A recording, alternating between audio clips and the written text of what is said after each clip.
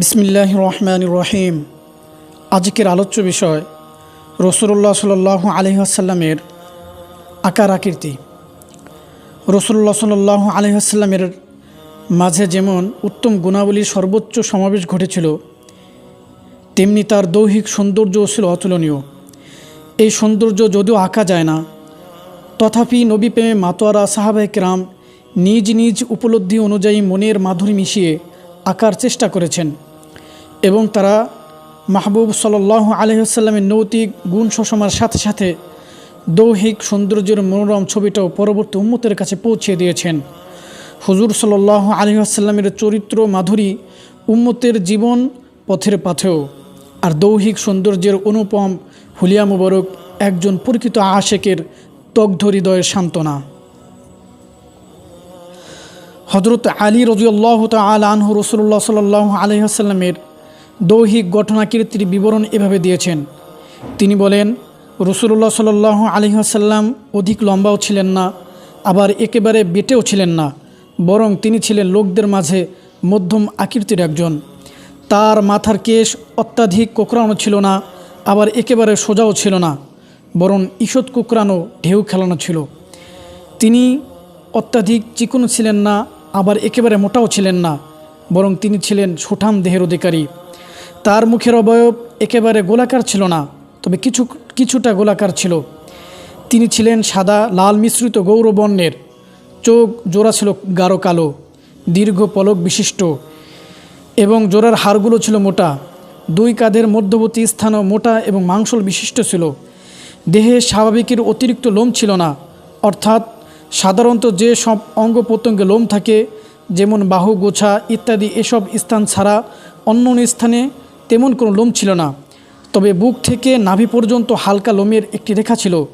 তার হাতের তালু ও পায়ের পাতা ছিল গোশতে পরিপূর্ণ। তিনি যখন কথা বলতেন দৃঢ় পদক্ষেপে, তিনি যখন চলতেন তখন দৃঢ় পদক্ষেপে চলতেন, যেন উপর থেকে নিচে অবতরণ করছেন।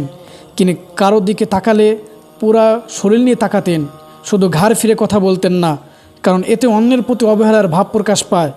তার দুই কাঁধের মধ্যবর্তী স্থানে ছিল মহরে নবুয়ত। তিনি ছিলেন খাতামুন নবিয়্যিন, অর্থাৎ সর্বশেষ নবী।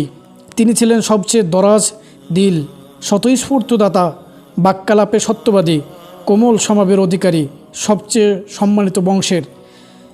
যে কেউ তাকে হঠাৎ দেখত, তিনি নবীজির ব্যক্তিত্বের প্রভাবে ভয় পেয়ে যেতেন, তবে যে তার সাথে মিশত তিনি তাকে ভালোবেসে ফেলতেন। রাসূলুল্লাহ সাল্লাল্লাহু আলাইহি ওয়াসাল্লামের অবয়ব বহনকারী পরিশেষে এটাই বলতে বাধ্য হতো, আমি তার পূর্ব পরে তার ন্যায় গুণধর ও সুন্দর আর কাউকে দেখিনি। হযরত জাবের ইবনে সামরা রাদিয়াল্লাহু তাআলা আনহু বলেন, এক জ্যোৎস্নাময়ী রাতে আমি রাসূলুল্লাহ সাল্লাল্লাহু আলাইহি ওয়াসাল্লামের দিকে তাকালাম। তখন তিনি লাল চাদর ও লুঙ্গি পরিহিত ছিলেন। আমি একবার রাসূল করিম সাল্লাল্লাহু আলাইহি ওয়াসাল্লামের চেহারার প্রতি আর একবার চাঁদের প্রতি তাকাচ্ছিলাম।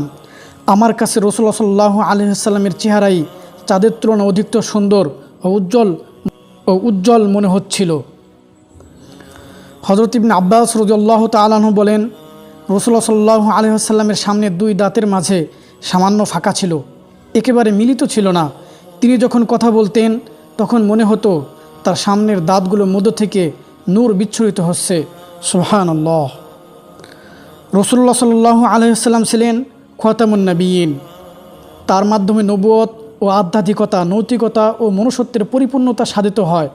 তিনি যেমনিভাবে সকল সুকুমার গুণাবলীর সুসমন্বিত সর্বোত্তম আদর্শ মানব, তেমনি আল্লাহ তাকে সবচেয়ে অভিজাত বংশে প্রেরণ করেন এবং অনুপম দেহকান্তির প্রিয়তম সত্তারূপে সৃষ্টি করেন। তিনি কুল মাখলুকাতের অফুরন্ত ভালোবাসার কেন্দ্রবিন্দু।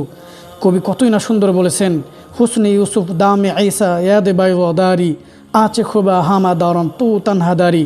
ইউসুফের রূপকান্তি মুসার শুভ্র সমজ্জ্বল কর, অলৌকিক ফুৎকার রুহুল্লার সর্বরূপ মাধুরীর ভাণ্ডার তুমি, তুমি চির সুন্দর চিরভাস্বর। ওয়াল্লাহি ইয়া রাসূলুল্লাহ, আল্লাহর কসম করে বলছি আর আল্লাহর রসুল, আমরা আপনাকে ভালোবাসি। আপনাকে আমাদের জান, আমাদের মাল, আমাদের স্ত্রী সন্তান, আমাদের পিতামাতার থেকেও আপনাকে বেশি ভালোবাসি। আপনার জন্য আমাদের জীবন, আমাদের সম্পদ, আমাদের সব কিছু উৎসর্গিত হোক। ইয়া রাসূলুল্লাহ, উহিব্বুকা ফিল্লাহ।